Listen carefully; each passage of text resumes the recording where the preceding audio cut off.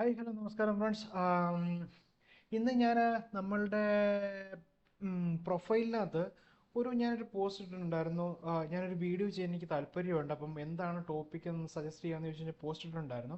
അപ്പം വളരെയധികം ബിഗിനേഴ്സ് ആയിട്ടുള്ള ആളുകൾ ഇന്ന ഇന്ന കേസുകൾ വേണമെന്ന് പറഞ്ഞിട്ട് അതിന് റിപ്ലൈ ഇട്ടിട്ടുണ്ടായിരുന്നു. ഞാൻ അതിനകത്ത് കുറച്ച് ഏറ്റവും അധികം ആളുകൾ കമൻറ്റ് ചെയ്തിരിക്കുന്ന കുറച്ച് പോയിന്റുകൾ ഞാൻ ജസ്റ്റ് ഒന്ന് ലിസ്റ്റ് ചെയ്തിട്ടുണ്ട്.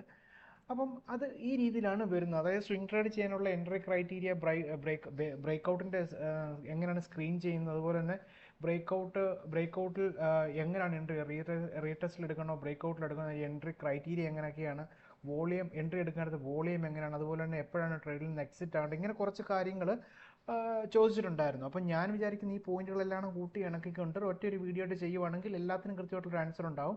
ഒറ്റ വീഡിയോയ്ക്ക് തന്നെ ഇങ്ങനെയുള്ള കാര്യങ്ങളെല്ലാം പറയുവാണെങ്കിൽ എല്ലാവർക്കും ഒരു ജനറൽ അവയർനെസ്സിന് വേണ്ടി കിട്ടുമെന്നുള്ളൊരു ധാരണയിൽ ഞാനതിനെ ഒരു ലിസ്റ്റ് ആക്കിയിട്ട് ഇത്രയും സംഗതികളെ കൂട്ടി യോജിപ്പിച്ച് ഒറ്റ വീഡിയോ ആക്കി ചെയ്യാനാണ് ഞാൻ ശ്രമിക്കുന്നത്.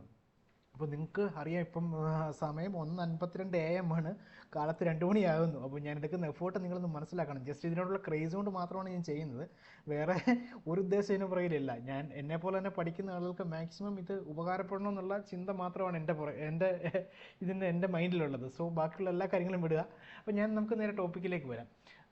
ഇവിടെ എൻട്രി ക്രൈറ്റീരിയ എന്ന് പറഞ്ഞു കഴിഞ്ഞാൽ സ്വിംഗ് ട്രേഡ് ഞാനിപ്പോൾ ചെയ്യുന്നത്, ഇപ്പം ഞാൻ എൻ്റെ പേഴ്സണൽ എക്സ്പീരിയൻസിൽ നിന്ന് പറയുകയാണെങ്കിൽ ഞാൻ സ്വിംഗ് ട്രേഡ് ചെയ്യുന്നത് 2 അല്ലെങ്കിൽ 3 മന്ത് മാക്സിമം വരെയുള്ള ഒരു പീരീഡിലേക്കാണ് ഞാൻ സ്വിംഗ് ട്രേഡ് ചെയ്യുന്നത്. ചില ആളുകൾ അത് സ്വിംഗ് ട്രേഡിനെ മാറ്റിയിട്ട് ഒരു മീഡിയം ടൈമിലേക്ക് മാറ്റാറുണ്ട്. പക്ഷേ എനിക്ക് അങ്ങനെ വലിയ താല്പര്യമില്ല. സോ ഞാനത് മാക്സിമം ടു മാക്സിമം 2 അല്ലെങ്കിൽ 3 മാസം, കുറഞ്ഞത് ഒരാഴ്ചയൊക്കെ വരെയാണ് ചെയ്യാറുള്ളത്. ഒരാഴ്ച ടു 3 മാസമൊക്കെ വരെയാണ് എൻ്റെ ഷോർട്ട് ടേമിലേക്കുള്ള സ്വിങ്ങിൻ്റെ കാലാവധി എന്ന് പറയുന്നത്.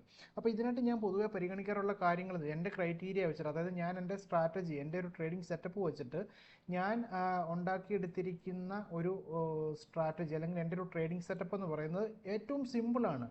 ഈ 3 കാര്യങ്ങളും മാത്രമേ ഉള്ളൂ. ഈ സപ്പോർട്ട് ആൻഡ് റെസിസ്റ്റൻസ്, വോളിയം, പിന്നെ അതുപോലെ തന്നെ R S I and moving average, crossover, ഈ 3 സംഗതികളെ മാത്രം കൂട്ടിയിണക്കി മാത്രമാണ് ഞാൻ എൻ്റെ ട്രേഡിംഗ് സെറ്റപ്പ് ഉണ്ടാക്കിയിരിക്കുന്നത്. ഇപ്പം പ്രൈസ് ആക്ഷൻ മെത്തേഡിലെ ഏറ്റവും ഇമ്പോർട്ടൻ്റ് ആയിട്ടുള്ളൊരു ഘടകമാണ് സപ്പോർട്ട് ആൻഡ് റെസിസ്റ്റൻസ് എങ്ങനെയാണ് ചെയ്യുന്നത്, എങ്ങനെയാണ് വരയ്ക്കുന്നത്, എങ്ങനെയാണ് കണ്ടെത്തുന്നത്, അതിനെ സോണാക്കി എങ്ങനെയാണ് ചെയ്യുന്നതൊക്കെ ഞാൻ ഓൾറെഡി വീഡിയോ ചെയ്തിട്ടുണ്ട്. എൻ്റെ പ്രൊഫൈലിനകത്ത് വീഡിയോ ടാബിനകത്ത് ഞാൻ ഓൾറെഡി ഇട്ടിട്ടുണ്ട്. അത് ഒന്ന് കാണുവാണെങ്കിൽ കൃത്യമായിട്ട് അതിനെക്കുറിച്ച് ഒന്നുകൂടെ എക്സ്പ്ലെയിൻ ചെയ്ത് ഞാൻ ബേസിക്കായിട്ട് പറയുന്നുണ്ട് കാര്യങ്ങളൊക്കെ. സോ നമുക്ക് ഈ ഒരു വീഡിയോയ്ക്കകത്ത് ഞാൻ ബേസിക്കായിട്ട് കാണിച്ചു തരാം കാര്യങ്ങൾ. അപ്പോൾ എങ്കിൽ പോലും അത് ഒന്ന് വീഡിയോ ഒന്ന് റെഫർ ചെയ്ത്, പഴയ വീഡിയോ ഒന്ന് റെഫർ ചെയ്യുന്നതായിരിക്കും നല്ലത്. സോ സപ്പോർട്ട് ആൻഡ് റെസിസ്റ്റൻസ്, അതുപോലെ തന്നെ വോളിയം എന്ന് പറയുന്നത് ഞാൻ ഓൾറെഡി ഇതിനു വേണ്ടി ഒരു സെപ്പറേറ്റ് വീഡിയോ തന്നെ ചെയ്തിട്ടുണ്ട്. ചെറിയ വീഡിയോ ആണ്, സിമ്പിളായിട്ടുള്ള ബേസിക് ആയിട്ടുള്ള കാര്യങ്ങൾ മാത്രമേ ഉള്ളൂ. നമ്മുടെ പ്രൈസിനെ എപ്പോഴും റൈഡ് ചെയ്യുന്നത് വോളിയം ആണെന്നാണ് ഞാൻ വിശ്വസിക്കുന്നത്. സോ വോളിയത്തിന് വലിയൊരു പ്രാധാന്യം കൊടുത്തുകൊണ്ടാണ് ഞാൻ എൻ്റെ ട്രേഡിംഗ് സെറ്റപ്പ് ഉണ്ടാക്കിയിരിക്കുന്നത്. അതുപോലെ തന്നെ ആർ എസ് ഐ എന്ന് പറയുന്നത് ജസ്റ്റ് ഓസിലേറ്റർ ആണ്. ഒരു സ്റ്റോക്കിൻ്റെ പ്രൈസ് ഓവർ ബോട്ടിലാണോ അല്ലെങ്കിൽ ഓവർ സോൾഡിലാണോ മാർക്കറ്റിൽ എന്ന് കണ്ടെത്തുന്നതിന് വേണ്ടിയിട്ടാണ് ഈ ആർ എസ് ഐ ഉപയോഗിക്കുന്നത്. സോ ആ ഒരു സ്റ്റോക്കിൻ്റെ നമ്മളെടുക്കുന്ന ഏത് ടൈം ഫ്രെയിമാണോ ആ ടൈം ഫ്രെയിമിലെ അതിൻ്റെ ഓവർ സോൾഡ് ആണോ ഓവർ ബോട്ട് ആണോ എന്ന് അറിയാൻ വേണ്ടിയിട്ടാണ് നമ്മളിത് ചെയ്യുന്നത്. അപ്പോൾ അതിന് കൃത്യമായിട്ട് എനിക്ക് അതും നല്ലൊരു ഇൻഡിക്കേഷൻ തരുന്നുണ്ട്. എന്നെ സംബന്ധിച്ച് എനിക്കത് നല്ല രീതിയിൽ വർക്ക് ആകുന്നുണ്ട്. ഇതിനകത്ത് ഇഷ്ടംപോലെ പ്രൈസ് ആക്ഷൻ മെത്തേഡിനകത്താണെങ്കിലും നമ്മൾ ട്രേഡിംഗ് വ്യൂവിനകത്തും ആണെങ്കിൽ ഇഷ്ടംപോലെ ഇൻഡിക്കേറ്റേഴ്സും കാര്യങ്ങളൊക്കെ ഉണ്ടാവും. നമ്മളെല്ലാം കൂടെ ഇട്ട് കഴിഞ്ഞാൽ നമുക്ക് കൺഫ്യൂസ്ഡ് ആവും. സോ ഞാനതെല്ലാം മാറ്റി ഈ 3 ഞാൻ മാത്രം ചുരുക്കേണ്ടി വരുവാണ്. Support and resistance, volume, R S I and moving average, crossover. ഇത് 3 മാത്രമേ ഉള്ളൂ എൻ്റെ സെറ്റപ്പിൽ. വേറെ ഒരു കാര്യങ്ങളും ഞാൻ നോക്കുന്നില്ല. ട്രെൻഡ് ലൈനും ഞാൻ നോക്കുന്നുണ്ട്, പക്ഷേ ട്രെൻഡ് ലൈനും സപ്പോർട്ട് ആൻഡ് റെസിസ്റ്റൻസും ഏകദേശം സെയിം ആയതുകൊണ്ട് തന്നെ അത്യാവശ്യ ഘട്ടങ്ങളിൽ മാത്രമേ ഞാൻ ട്രെൻഡ് ലൈൻ ഉപയോഗിക്കുന്നുള്ളൂ. ബാക്കിയുള്ള എനിക്ക് സപ്പോർട്ട് ആൻഡ് റെസിസ്റ്റൻസും എനിക്ക് നല്ല രീതിയിൽ വർക്ക് ചെയ്യുന്നുണ്ട്. ഞാൻ ടൈം ടു ടൈം ഇതിനകത്ത് രണ്ടിൽ ഏതെങ്കിലും ഞാൻ ഉപയോഗിക്കുക എന്നുള്ളതേ ഉള്ളൂ. സോ എൻ്റെ ബേസിക് ആയിട്ടുള്ള സെറ്റപ്പ് ഇതാണ്. അപ്പം എനിക്ക് തോന്നുന്നു നിങ്ങളത് മനസ്സിലായിട്ടുണ്ടാവുന്നു. ഇല്ലെങ്കിൽ ഞാൻ വീഡിയോയ്ക്ക് ഒന്നുകൂടെ കാണിച്ചു തരാം. നേരെ ഞാൻ എൻ്റെ ട്രേഡിംഗ് ടെർമിനലിലേക്ക് വന്നു. ടെർമിനൽ നോക്കാൻ നേരത്ത് ഇവിടെ സപ്പോർട്ട് ആൻഡ് റെസിസ്റ്റൻസ് നിങ്ങൾക്ക് കണ്ടു കഴിഞ്ഞാൽ മനസ്സിലാവും.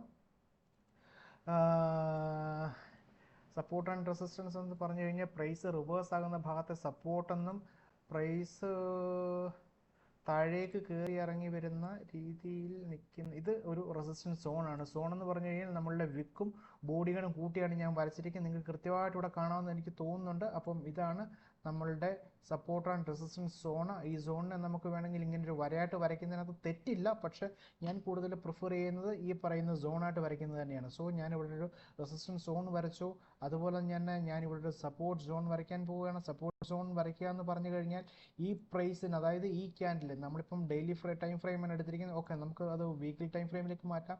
സ്വിംഗ് ട്രേഡ് ആകാൻ നേരത്ത് വീക്ക്ലി ടൈം ഫ്രെയിമിലേക്ക് ആണ് ചെയ്യേണ്ടത്.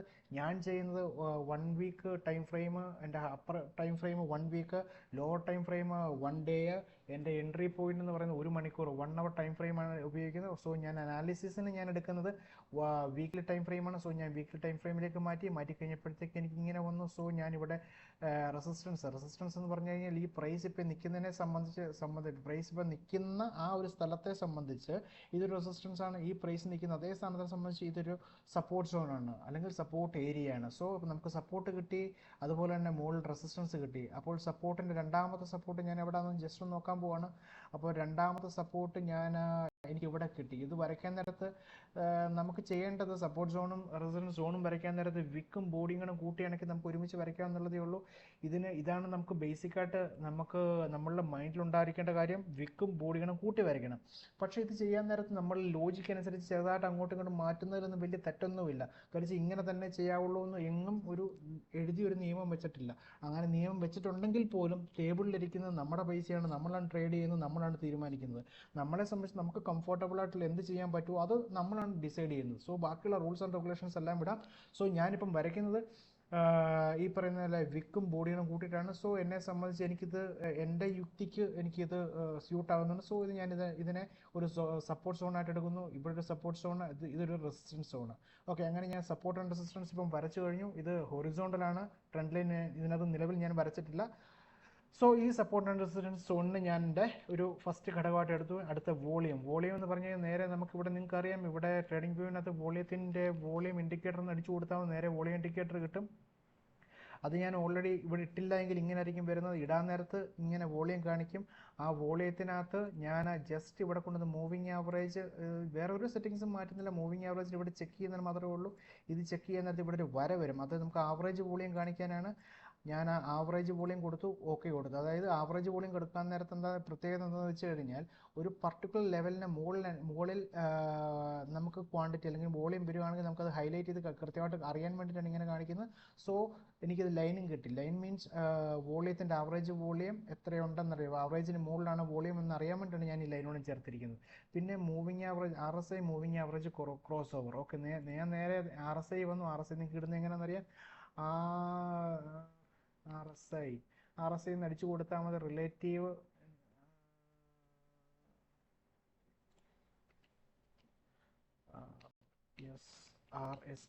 RSI റിലേറ്റീവ് സ്ട്രെങ്ത് ഇൻഡെക്സ് എന്ന് കാണിക്കും. ഇവിടെ ക്ലിക്ക് ചെയ്താൽ മതി, നേരെ ഇവിടെ വരും. ഇവിടെ വന്നതിന് ശേഷം ഇവിടെ നേരെ സെറ്റിങ്സ് എടുത്തിട്ട് നമുക്ക് നേരെ ഇവിടെ മൂവിങ് ആവറേജ് കാര്യങ്ങളെല്ലാം ഇത് ഡിഫോൾട്ട് തന്നെയായിരിക്കും. ഇവിടെ വന്നിട്ട് ഈ വര കാണില്ല. ഇത് നമ്മൾ നേരെ ക്ലിക്ക് ചെയ്ത് കൊടുക്കുക. ക്ലിക്ക് എടുക്കുമ്പോൾ ഈ അഡീഷണൽ ഒരു വരയും കൂടെ വരും. ഇവിടെ കളർ കാര്യങ്ങൾ എങ്ങനെ വെച്ചാൽ നമുക്ക് മാറ്റി കൊടുത്തതിന് ശേഷം നേരെ നമ്മൾ ട്രേഡിംഗ് സെറ്റപ്പിലേക്ക് വന്നു. എൻ്റെ ട്രേഡിംഗ് സെറ്റപ്പ് അനുസരിച്ച് ഈ RSI എന്ന് പറയുന്ന കറുത്ത ലൈനാണ്, ഈ മൂവിങ് ആവറേജ് എന്ന് പറയുന്നത് ഈ നീല ലൈനാണ്. കറുത്ത ലൈൻ മൂവിങ് ആവറേജിനെ ക്രോസ് ചെയ്ത് RSI പോവുകയാണെങ്കിൽ എൻ്റെ എൻട്രി ട്രിഗർ ആകും. അപ്പോൾ എനിക്ക് ഫസ്റ്റ് ഇൻഡിക്കേഷനായി.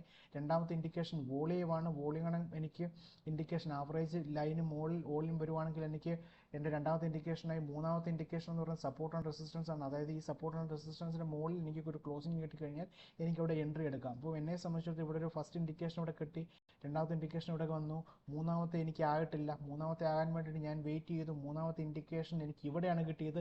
സോ എനിക്ക് അടുത്ത ഒരു എൻട്രി ഇവിടുന്ന് എടുക്കാം. അടുത്ത എൻട്രി ഇതിന് മുകളിൽ ഇത് ഒരു റീടെസ്റ്റ് എന്ന രീതിയിൽ വരും. അതിലേക്ക് ഞാൻ വരാം. ഇവിടെ ഞാൻ എനിക്ക് എൻട്രി കൃത്യമായിട്ട് എനിക്ക് ട്രിഗർ ആയിട്ടുണ്ട്. ഇവിടുത്തെ വോളിയം നോക്കി ആവറേജിന് മുകളിൽ വോളിയം ഉണ്ട്, ഈ ലൈനിന് മുകളിൽ വോളിയം ഉണ്ട്. സോ എനിക്ക് ഇവിടുന്ന് എൻട്രി എടുക്കാം. എൻട്രി എടുത്തു കഴിഞ്ഞാൽ നേരെ എൻ്റെ പ്രൈസ് ഇപ്പം നേരെ മുകളിലാണ് വന്നിരിക്കുന്നത്. സോ എനിക്കിവിടെ പ്രോഫിറ്റബിൾ ആയിട്ട് ഇവിടുന്ന് എൻട്രി എടുക്കുകയാണ്. എന്നെ സംബന്ധിച്ചിടത്തോളം പ്രോഫിറ്റിലാണ് നിൽക്കുന്നത്. സോ ഇതാണ് എൻ്റെ സിമ്പിൾ ട്രേഡിംഗ് സെറ്റപ്പ്. അപ്പോൾ നിങ്ങൾക്ക് ഏകദേശം എത്രയൊക്കെയാണെന്ന് മനസ്സിലായി കാണും. പിന്നെ അതുപോലെ തന്നെ നമ്മളിപ്പം ഈ ഒരു മാറ്ററിനെ കുറിച്ച് സംസാരിച്ചു. അപ്പം സോ ഞാൻ സംസാരിച്ചുകൊണ്ട് അതിനെ ജസ്റ്റ് ഞാനൊന്ന് മാർക്ക് ചെയ്യുകയാണ്. സോ രണ്ടാമത്തെ volume volume size four entry. Volume size four entry എന്ന് പറഞ്ഞു കഴിഞ്ഞാൽ അതും ഞാൻ ഓൾറെഡി സംസാരിച്ചു. വോളിയം സൈസ് എന്ന് പറഞ്ഞു കഴിഞ്ഞാൽ ഞാൻ ഓളിയത്തിൽ ഓൾറെഡി ഒരു മൂവിങ് ആവറേജിൻ്റെ മീൻസ് ഒരു ആവറേജിൻ്റെ ഒരു ലൈൻ ഇട്ടിട്ടുണ്ട്. ഈ ലൈന് മുകളിൽ വരുവാണെങ്കിൽ മാത്രമേ എൻ്റെ ട്രേഡിംഗ് സെറ്റപ്പ് അനുസരിച്ച് എനിക്കൊരു ആവറേജിന് മുകളിൽ വോളിയം കിട്ടത്തുള്ളൂ. സോ ഞാൻ അത് എൻ്റെ ട്രേഡിംഗ് സെറ്റപ്പ് അനുസരിച്ച് എനിക്ക് ആവറേജിന് മുകളിൽ വോളിയം കിട്ടണം. സാധാരണഗതിയിൽ ഇത് ഒരു 1 മില്യനൊക്കെ മുകളിൽ കിട്ടുവാണെങ്കിൽ സാധാരണഗതിയിൽ നമുക്ക് എടുക്കാം. അതിൻ്റെ ലോജിക്ക് എന്താണെന്ന് വെച്ച് കഴിഞ്ഞാൽ ഏറ്റവും അധികം വോളിയമുള്ള സ്റ്റോക്കിന് നല്ല വോളറ്റൈലായിരിക്കും. വോളറ്റൈൽ എന്ന് പറഞ്ഞു കഴിഞ്ഞാൽ ഏറ്റവും അധികം ആളുകൾ ട്രേഡ് ചെയ്യുന്ന സ്റ്റോക്ക് വേണം നമ്മൾ ഇൻട്രാഡേക്കോ അല്ല എങ്കിൽ നമ്മളുടെ സ്വിംഗ് ട്രേഡിന് വേണ്ടി തിരഞ്ഞെടുക്കും. കാരണം എന്താ വെച്ച് കഴിഞ്ഞാൽ വാങ്ങിക്കാനോ വിൽക്കാനോ ആളില്ല എന്നുണ്ടെങ്കിൽ ആ സ്റ്റോക്കിൻ്റെ പ്രൈസിന് ഒരിക്കലും മൂവ്മെൻറ്റ് കാണില്ല. സോ ഏറ്റവും അധികം ആളുകൾ വാങ്ങിക്കുന്ന അല്ലെങ്കിൽ ഏറ്റവും അധികം ആളുകൾ ട്രേഡ് ചെയ്യുന്ന സ്റ്റോക്കുകൾ, അതായത് വോളിയം കൂടിയ സ്റ്റോക്കുകൾ നമ്മൾ തിരഞ്ഞെടുത്തെങ്കിൽ മാത്രമേ ആ സ്റ്റോക്ക് നമ്മൾ ഇരിക്കുന്ന ഒരു അവസ്ഥ ഉണ്ടാവരുത്. മീൻസ് ലോസ് ആയാലും പ്രോഫിറ്റ് ആണെങ്കിലും നമുക്ക് പെട്ടെന്ന് നമുക്ക് ബൈ ചെയ്യുകയോ സെല്ല് ചെയ്യുകയോ ചെയ്യേണ്ട ഒരു അവസ്ഥ ഉണ്ടാവണം. എങ്കിൽ മാത്രമേ നമുക്കതിന് അത് നല്ലൊരു മൂവ്മെൻറ്റിലേക്ക് കിട്ടത്തുള്ളൂ, നല്ലൊരു മൂവ്മെൻറ്റ് അതിന് കിട്ടത്തുള്ളൂ. ചില ആളുകൾ പറയുന്നത് കേൾക്കാം, സ്റ്റോക്ക് നമ്മൾ പെട്ടുപോയി ഡിസിഷൻ വിൽക്കാൻ പറ്റിയിട്ടില്ല എന്ന് പറയുന്നത് കേൾക്കാം. അങ്ങനത്തെ ഒരു സിറ്റുവേഷൻ വരാണ്ടിരിക്കാൻ വേണ്ടിയിട്ട് ഏറ്റവും അധികം വോളിയം ട്രേഡ് ചെയ്യുന്ന സ്റ്റോക്കുകൾ തന്നെ തിരഞ്ഞെടുക്കുന്നതായിരിക്കും എല്ലാം കൊണ്ടും നല്ലത്. സോ ഇതിന് ഞാൻ സാധാരണ കണക്കാക്കുന്ന 1 മില്യൺ വോളിയത്തിന് മുകളിലുള്ളതാണെങ്കിൽ ഞാൻ കൺസിഡർ ചെയ്യാം. അപ്പോൾ ഞാനൊരു ബേസിക്കായിട്ട് നമുക്കൊരു 1 മില്യൺ ഒക്കെ ഡെയിലി വോളിയം ഉണ്ടെങ്കിൽ നമുക്ക് എൻട്രിക്ക് കൺസിഡർ ചെയ്യുന്നതിന് വേറെ പ്രശ്നമൊന്നുമില്ല. When we need to exit from trade, ഈ ഇത് ഞാൻ കൃത്യമായിട്ട് ഞാൻ പറഞ്ഞു തരാം. അതുപോലെ തന്നെ എപ്പോഴാണ് എൻട്രി എടുക്കേണ്ടതെന്നുള്ളത്, എൻട്രി എടുക്കേണ്ടതിൻ്റെ കാര്യം പറഞ്ഞെങ്കിൽ മാത്രം നമുക്ക് എക്സിറ്റ് എങ്ങനെയാണെന്ന് പ്ലാൻ ചെയ്യാൻ പറ്റത്തുള്ളൂ. ഇപ്പം ഞാൻ എങ്ങനെയാണ് എൻട്രി എടുക്കുന്നത് ഓൾറെഡി ഞാൻ ഇവിടെ കാണിച്ചു തന്നു. എനിക്ക് moving ആവറേജും RSI moving ആവറേജിന് cross over കിട്ടിക്കഴിഞ്ഞാൽ, അതായത് മിനിമം എനിക്ക് 3 ഇൻഡിക്കേഷൻ കിട്ടിയെങ്കിൽ മാത്രമേ എൻ്റെ ട്രേഡിംഗ് സെറ്റപ്പ് അനുസരിച്ച് 3 ഇൻഡിക്കേഷൻ എനിക്ക് അവിടെ എൻ്റെ റൂൾസ് അവിടെ സാറ്റിസ്ഫൈ ചെയ്തെങ്കിൽ മാത്രമേ എനിക്കവിടെ എൻട്രി ട്രിഗർ ആകത്തുള്ളൂ. ഒന്നാമത്തെ കേസ് എന്ന് പറയുന്നത് മൂവിങ് ആവറേജ് ആയി കിട്ടണം, രണ്ടാമത്തെ വോളിയം ഉണ്ടാവണം, മൂന്നാമത്തത് എൻ്റെ സപ്പോർട്ട് ലെവലിന് മുകളിലായിരിക്കണം. ഈ 3 ഉണ്ടെങ്കിൽ മാത്രമേ ഞാനവിടെ പ്രോപ്പറായിട്ട് ഞാൻ എൻട്രി എടുക്കൂ. സാധാരണഗതിയിൽ ഞാനവിടെ പ്രോപ്പറായിട്ട് എൻട്രി എടുക്കും. അല്ലെങ്കിൽ എനിക്ക് അത്രയ്ക്കും കോൺഫിഡൻസ് ആയിരിക്കണം. ഈ റൂളുകളിനകത്ത് ഏതെങ്കിലും നേരത്തെ ഞാൻ വെള്ളം ചേർക്കണമെന്നുണ്ടെങ്കിൽ അത്രയ്ക്കും ആ സ്റ്റോക്കിൽ ഞാൻ കോൺഫിഡൻ്റ് ആയിരിക്കണം.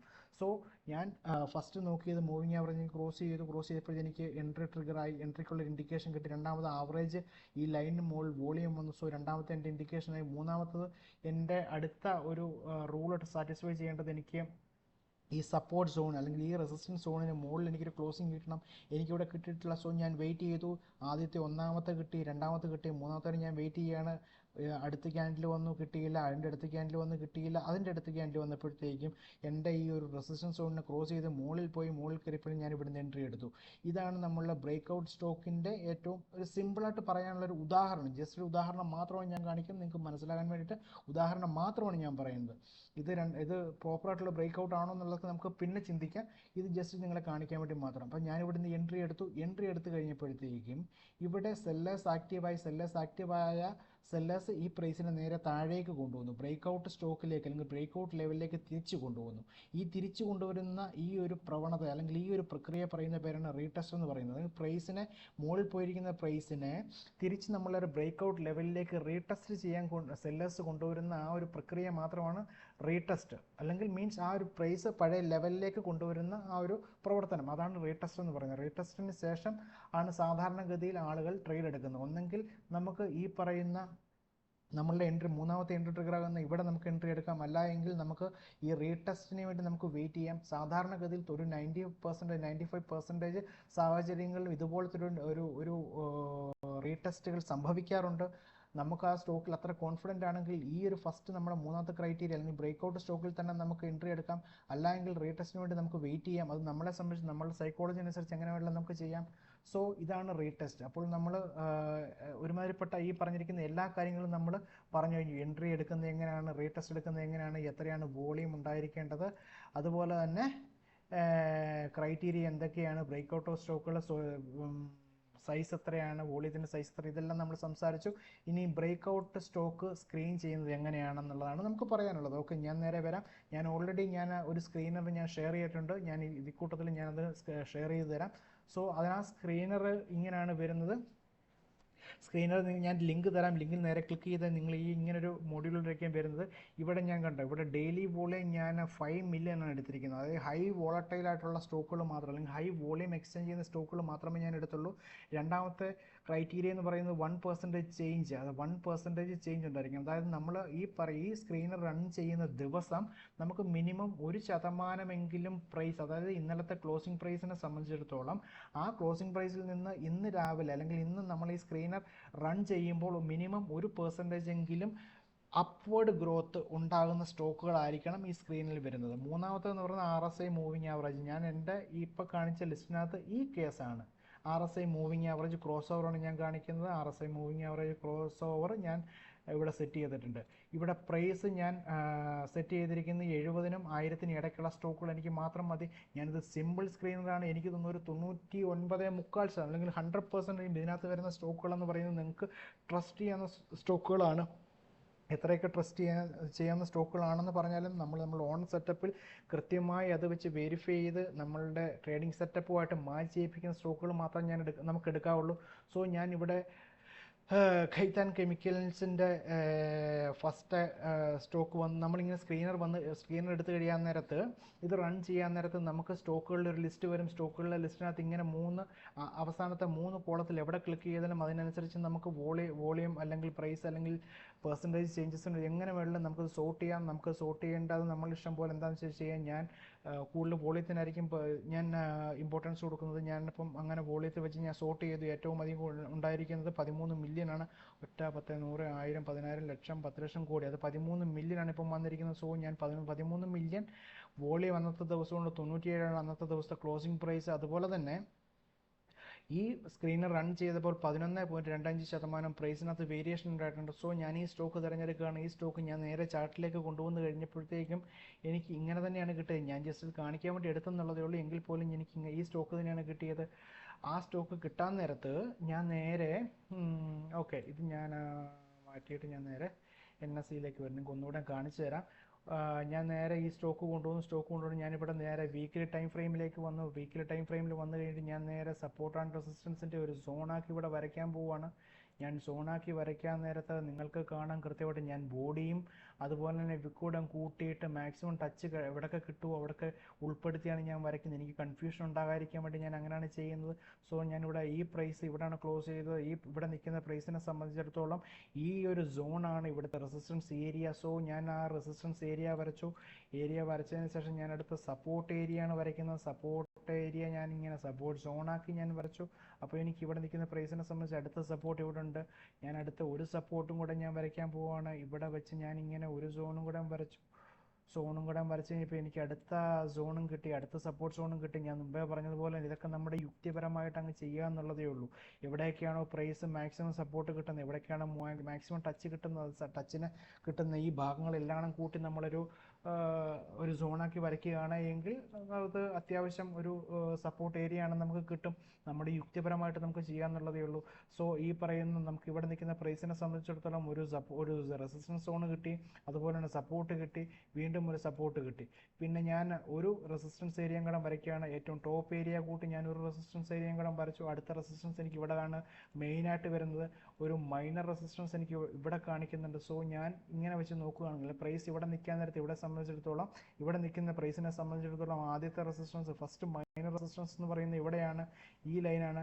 അപ്പം പ്രൈസ് ഇവിടെ ക്രോസ് ചെയ്ത് മുകളിലേക്ക് വരുവാണെങ്കിൽ അവിടുന്ന് ഏകദേശം 25% എനിക്ക് പ്രൈസ് ഗ്രോത്തിനുള്ള സാധ്യതയുണ്ട്. സോ അടുത്ത ആ മൈനർ റെസിസ്റ്റൻസ് കഴിഞ്ഞാൽ അതിന് മുകളിലേക്ക് വീണ്ടും ഏകദേശം 18% റെസിസ്റ്റൻസ് ഉണ്ട്. അപ്പോൾ ഇതാണ് നമ്മൾ സപ്പോർട്ട് ആൻഡ് റെസിസ്റ്റൻസ് അനുസരിച്ചുള്ള ഒരു ബ്രേക്ക് ഔട്ട് സ്റ്റോക്ക് നമ്മൾ തിരഞ്ഞെടുക്കുന്നത്. ബ്രേക്ക് ഔട്ട് സ്റ്റോക്ക് തിരഞ്ഞെടുക്കാത്ത ഇവിടെ നിങ്ങൾ പ്രത്യേകം നിങ്ങൾക്ക് ഒരു കാര്യങ്ങളും കാണാം. ഞാൻ മുമ്പേ പറഞ്ഞ പോലെ എൻ്റെ entry criteria moving average cross ചെയ്തു, ഇവിടെ എനിക്ക് കിട്ടി. ഫസ്റ്റ് ക്രൈറ്റീരിയ എൻ്റെ മാച്ചായി. സെക്കൻഡ് വോളിയം എനിക്കിവിടെ മാച്ചായി. ആവറേജ് ലൈന് മുകളിൽ വോളിയം ഉണ്ട്. സോ എനിക്കിവിടെയും മാച്ചായി. മൂന്നാമത്തെ ക്രൈറ്റീരിയ എന്ന് പറയുന്നത് എനിക്കിവിടെ ബ്രേക്ക് ഔട്ട് സ്റ്റോക്ക് കിട്ടണം. ഇതിപ്പോൾ ഒരു സോണിലേക്കാണ് വന്നത്. ഈ സോണിനെ ബ്രേക്ക് ചെയ്ത് മുകളിൽ വന്നൊരു പ്രോപ്പർ ബ്രേക്ക് ഔട്ട് ക്യാൻഡിൽ കിട്ടുവാണെങ്കിൽ ആ ക്യാൻഡിലിൽ എനിക്ക് എൻട്രി എടുക്കാം. സോ എൻ്റെ മൂന്നാമത്തെ ക്രൈറ്റീരിയ ആയിട്ടുള്ള ബ്രേക്ക് ഔട്ട് ക്യാൻഡിലിന് വേണ്ടിയിട്ട് ഞാൻ വെയിറ്റ് ചെയ്യണം. ആ വെയിറ്റ് ചെയ്ത് ക്യാൻഡിൽ അവിടെ കൃത്യമായിട്ട് ഒരു ബൈയിങ് ക്യാൻഡിൽ, അത് ഗ്രീൻ കളറിൽ ഒരു ക്യാൻഡിൽ അവിടെ വന്ന് എനിക്ക് ക്ലോസ് ചെയ്ത് കിട്ടുവാണെങ്കിൽ, വിത്ത് വോളിയം ആണെങ്കിൽ എനിക്ക് വേറെ ഒന്നും നോക്കേണ്ട കാര്യമില്ല, എനിക്കവിടെ എൻട്രി എടുക്കാം. അല്ല എങ്കിൽ ഞാൻ മുമ്പേ പറഞ്ഞ പോലെ റീടെസ്റ്റിന് വേണ്ടി എനിക്ക് വെയിറ്റ് ചെയ്യാം. പക്ഷേ ഞാൻ ഈ സ്റ്റോക്കിൽ മച്ച് കോൺഫിഡൻ്റ് ആണ് എന്നുണ്ടെങ്കിൽ എനിക്ക് ഈ ബ്രേക്കൗട്ട് തരുന്ന ക്യാൻഡിൽ തന്നെ ഞാൻ എൻട്രി എടുക്കാം. ഇത്രയുള്ള സംഭവം വളരെ സിമ്പിളാണ്. നമ്മൾ കോംപ്ലിക്കേറ്റഡ് ആയിട്ട് കൂടുതൽ ആലോചിച്ച് നമ്മളിതിനെ ഒരു കുളവാക്കാതിരുന്നാൽ മതി. ഈ പറഞ്ഞ സിമ്പിൾ ഈ ക്രൈറ്റീരിയ ഇങ്ങനെയാണ് ഞാനൊരു ക്രൈറ്റീരിയ ഉണ്ടാക്കി. ഞാൻ കുറച്ച് ഇതിൻ്റെ പുറകെ കഷ്ടപ്പെട്ടിരുന്ന് കുത്തിയിരുന്ന് പാതിരാത്രിയൊക്കെ ഇരുന്ന് നോക്കിയിട്ടാണ് ഞാൻ മനസ്സിലാക്കിയെടുത്തതും ഞാനതുപോലെ തന്നെ ടെസ്റ്റ് ചെയ്തും വെച്ചിട്ടാണ് ഞാൻ ഏറ്റവും സിമ്പിളാക്കിയാണ് ഞാൻ ചെയ്തിരിക്കുന്നത്. എനിക്ക് മനസ്സിലാവുന്ന എൻ്റെ ലോജിക്കിൽ എനിക്ക് മനസ്സിലാകുന്ന കുറേ കാര്യങ്ങൾ ഉൾപ്പെടുത്തിയാണ് ഞാൻ ഇങ്ങനെ ചെയ്തിരിക്കുന്നത്. എനിക്ക് നല്ല രീതിയിൽ ഇത് വർക്കാവുന്നുണ്ട്. നിങ്ങൾ ടെസ്റ്റ് ചെയ്ത് നോക്കുക, നിങ്ങൾക്ക് വർക്കാവുന്നുണ്ട് നിങ്ങൾക്ക് ഇതെടുക്കാം. അല്ലാന്നുണ്ടെങ്കിൽ യൂട്യൂബിൽ തപ്പി നോക്കിയാൽ മതി, ഇഷ്ടംപോലെ നമുക്ക് ഈ പറയുന്ന പോലെ സ്ട്രാറ്റജിയും കാര്യങ്ങളും കിട്ടും. അപ്പം നമ്മൾ ഇന്ന് നമ്മുടെ പോസ്റ്റിന് കീഴിൽ വന്നിരിക്കുന്ന ഒരുമാതിരിപ്പെട്ട എല്ലാ സബ്ജക്റ്റുകളും നമ്മൾ ഒരു 95% ആയിട്ടുള്ള ടോപ്പിക്കുകൾ നമ്മൾ ചർച്ച ചെയ്തു. ഏറ്റവും അധികം ആളുകൾ ആവശ്യപ്പെട്ട കാര്യങ്ങൾ ഇതൊക്കെയാണ്. എൻട്രി ക്രൈറ്റീരിയ നമ്മൾ നോക്കി, ബ്രേക്കൗട്ട് സ്റ്റോക്കുകൾ എങ്ങനെയാണ് സ്ക്രീൻ ചെയ്യുന്നതെന്ന് ഞാൻ ഓൾറെഡി സ്ക്രീനറിൽ കാണിച്ചു തന്നു. ഈ സ്ക്രീനറിൻ്റെ ഈ ലിങ്ക് ഞാൻ ഷെയർ ചെയ്യാം.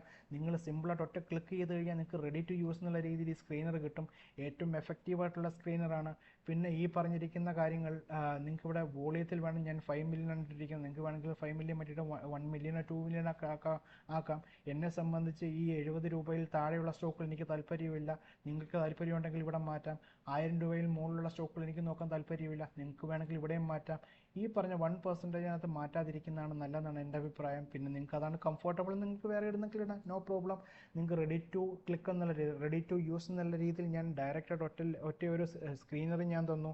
നിങ്ങൾക്കപ്പം എല്ലാം നിങ്ങളുടെ കയ്യിലിപ്പം ആയിക്കഴിഞ്ഞു. നിങ്ങൾക്ക് വേണമെങ്കിൽ ഇത് വെച്ച് നിങ്ങൾക്ക് ട്രേഡ് പ്ലാൻ ചെയ്യാം. ട്രേഡ് പ്ലാൻ ചെയ്യുന്നതിന് മുന്നേ നിങ്ങൾ കൃത്യമായിട്ട് ഇതിനെക്കുറിച്ച് പഠിച്ച് നിങ്ങൾ കോൺഫിഡൻ്റ് ആയതിനു ശേഷം മാത്രമേ ചെയ്യാവുള്ളൂ. ഹംബിൾ റിക്വസ്റ്റാണ്, നമ്മൾ പഠിച്ച് നമ്മൾ കോൺഫിഡൻ്റ് ആണെങ്കിൽ മാത്രമേ ചെയ്യാവുള്ളൂ. അത് പ്രത്യേകം ഓർക്കുക. അപ്പം നമ്മളിന്ന് സംസാരിച്ച വിഷയങ്ങൾ ഇതൊക്കെയാണ്.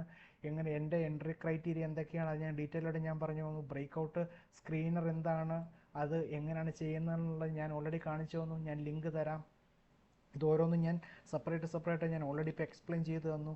അതുപോലെ തന്നെ അടുത്ത കേസ് ബ്രേക്കൗട്ട് എന്താണെന്നും റീടെസ്റ്റ് എന്താണെന്നും ഞാൻ ഓൾറെഡി ഇങ്ങനെ ഒരു ഇതിനകത്ത് ഞാൻ ഓൾറെഡി വിശദീകരിച്ച് തന്നു. എന്താണ് ബ്രേക്കൗട്ട് എന്നും എന്താണ് റീടെസ്റ്റ് എന്നും ഞാൻ കൃത്യമായിട്ട് പറഞ്ഞു തന്നു.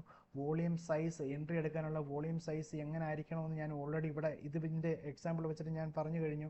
1 മില്യൺ വേണമെങ്കിൽ വെച്ചെടുക്കാം, 2 മില്യൺ വേണം വെച്ചെടുക്കാം, 3 മില്യൺ. ഞാൻ 5 മില്യൺ വരെ നോക്കാറുണ്ട്. ഏറ്റവും അധികം വോളിയം ഒരു ദിവസം എക്സ്ചേഞ്ച് ചെയ്യുന്ന സ്റ്റോക്കുകൾ എടുക്കുന്നതായിരിക്കും നല്ലത്. നമുക്ക് ഏറ്റവും അധികം വോളറ്റൈലിറ്റി ഉള്ള സ്റ്റോക്കുകൾ വേണം കിട്ടാൻ. സോ ഞാനത് ഓൾറെഡി എക്സ്പ്ലെയിൻ ചെയ്ത് കഴിഞ്ഞു. പിന്നെ അതുപോലെ തന്നെ എൻട്രി എടുക്കുന്നത് എങ്ങനെയാണ്, എക്സിറ്റ് എടുക്കുന്നത് എങ്ങനെയാണെന്നുള്ളത് ഞാനിപ്പോൾ നിലവിൽ കാണിച്ചു തന്നു. ഇപ്പം ഇതിനകത്ത് എക്സിറ്റിൻ്റെ കേസ് ഞാൻ ഒന്നുകൂടെ പറഞ്ഞു തരാം. നമ്മളെ സംബന്ധിച്ചിടത്തോളം നമ്മൾ ഈ ഒരു ഏരിയയിൽ, അതായത് അടുത്ത ക്യാൻഡിൽ നമ്മളിവിടെ എൻട്രി എടുക്കുന്നു. നമുക്കിവിടെ കൃത്യമായിട്ട് അറിയാം അടുത്ത മൈനർ റെസിസ്റ്റൻസ് ഇവിടെ ആണെന്നുള്ളത്. ഒന്നെങ്കിൽ ഈ 25% നമ്മൾ ഓക്കെയാണ്, ഈ 25% മതി എന്ന് നമ്മൾ തീരുമാനിച്ചു കഴിഞ്ഞാൽ ഓക്കെ, ഇവിടെ വെച്ച് എക്സിറ്റ് ആകുക. അല്ലാന്നുണ്ടെങ്കിൽ നമുക്ക് 25% പോരാ, മുകളിലോട്ടുള്ളത് നമുക്ക് എടുക്കണമെന്നുണ്ടെങ്കിൽ ഒരു കാര്യം ചെയ്യാം. നമ്മളുടെ നേരെ SL നമുക്കൊരു ഈ മൈനർ റെസിസ്റ്റൻസ് താഴെ ഇങ്ങോട്ട് SL മാറ്റിയിടാം. ഈ 116 എന്നുള്ള ലെവലിലേക്ക് SL ഇടാം. ഈ 116 താഴേക്ക് വരികയാണെങ്കിൽ SL അടിച്ച് കൃത്യമായിട്ട് അവിടെ നിന്ന് എക്സിറ്റ് ആയി കിട്ടും. നമുക്ക് അവിടെ നിന്ന് തിരിച്ച് ഇറങ്ങാം. അല്ലാന്നുണ്ടെങ്കിൽ ഈ പറയുന്ന പോലെ ഇവിടുന്ന് നമുക്ക് എക്സിറ്റ് ചെയ്യാൻ താല്പര്യമില്ല, മുകളിലൊക്കെ കയറുന്നുണ്ടെങ്കിൽ ശരി, ഒന്നും ചെയ്യേണ്ട. ഇവിടെ SL ഇട്ടിട്ട് നേരെ ഇവിടെ വെയിറ്റ് ചെയ്താൽ മതി. നേരെ മുകളിലോട്ട് കയറിയിട്ട് ഇവിടുത്തെ പ്രോഫിറ്റ് എടുത്തതിന് ശേഷം ഏകദേശം ഇവിടെ വരുമ്പോൾ നമുക്ക് എക്സിറ്റ് ചെയ്താൽ മതി. അത് നമ്മളുടെ ഗ്രീഡിൻ്റെ ലെവൽ അനുസരിച്ചിരിക്കും. നമുക്ക് എത്രയാണോ നമുക്ക് പ്രോഫിറ്റ് വേണ്ടത് അതിനനുസരിച്ച് നമുക്ക് ഇവിടെ തന്നെ, അതൊക്കെ ആരും പറഞ്ഞു തരേണ്ട കാര്യമല്ല. നമ്മൾ തന്നെ സ്വയം തീരുമാനിച്ച് നമുക്ക് വേണമെങ്കിൽ എത്ര പ്രോഫിറ്റ് വേണമെങ്കിൽ ഇവിടുന്ന് ക്ലോസ് ചെയ്ത് 10% കഴിയാൻ എനിക്ക് 10% നിങ്ങൾ ഓക്കെ ആണെന്നെങ്കിൽ 10% ആകുമ്പോൾ എക്സിറ്റ് ചെയ്യുക. വേറെ എന്താ, ആരോടും ചോദിക്കാനില്ല, ആരോടും പറയേണ്ട കാര്യമൊന്നുമില്ല, ആരെയും കണക്ക് കേൾപ്പിക്കേണ്ട കാര്യമൊന്നുമില്ല. നമ്മളുടെ പേഴ്സണൽ കാര്യമാണ്. സോ നമുക്ക് വേണ്ട പ്രോഫിറ്റ് എടുക്കുക, നമ്മൾ എക്സിറ്റ് ചെയ്യുക, വേറെ കേസുകളൊന്നുമില്ല. പിന്നെ ഈ പറയുന്ന പോലെ എക്സിറ്റ് ചെയ്യുന്നതിന് മുന്നായിട്ട് എവിടെയാണ് സപ്പോർട്ട് ഉള്ളതെന്നും എവിടെയാണ് റെസിസ്റ്റൻസ് ഉള്ളതെന്നും കൃത്യമായിട്ട് മനസ്സിലാക്കിയതിന് ശേഷം മാത്രം എക്സിറ്റ് പ്ലാൻ ചെയ്യുക. ഓക്കെ, അപ്പോൾ എനിക്ക് തോന്നുന്നു നമ്മളിപ്പം ഓൾറെഡി ഇന്ന് സംസാരിച്ച വിഷയങ്ങളിൽ നിങ്ങൾക്ക് കൃത്യമായിട്ട് മനസ്സിലായെന്ന് എനിക്ക് തോന്നുന്നു. എന്തെങ്കിലും സംശയം ഉണ്ടെങ്കിൽ കമൻറ്റിനകത്ത് ചോദിച്ചാൽ മതി. എന്നെ കൊണ്ട് കഴിയുന്ന